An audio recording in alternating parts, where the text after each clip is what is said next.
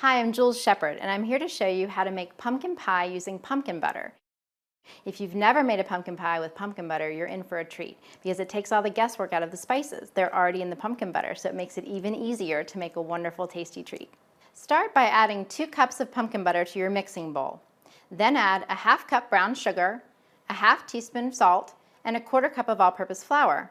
I'm using a gluten-free all-purpose flour, which already includes a binding agent like xanthan gum, so make sure if you're using gluten-free, you do that as well.